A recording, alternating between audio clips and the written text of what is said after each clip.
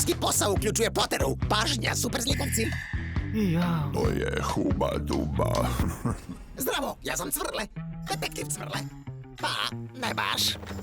Ti pazi na Medeno brdo, a ja idem u misiju hvatanja super zlikovaca.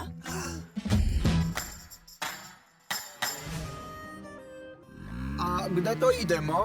Mi ne idemo nigde. Mi patroliramo. Oho, a gde to patroliramo?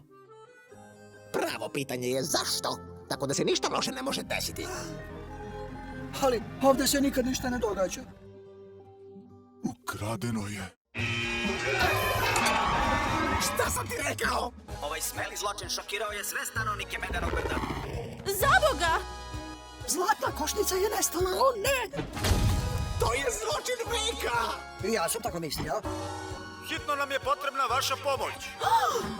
To je isto kao Huba Duba. Čak i u malom gradu. Kako izgleda ovaj Huba Duba? Idem da ga uhapsim. Ima prostora za veliku avanturu. Niko ne zna kako Huba Duba izgleda.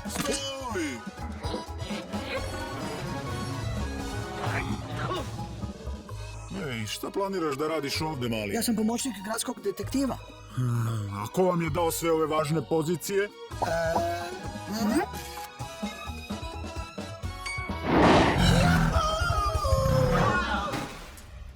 Mogu da osjetim da je unutra.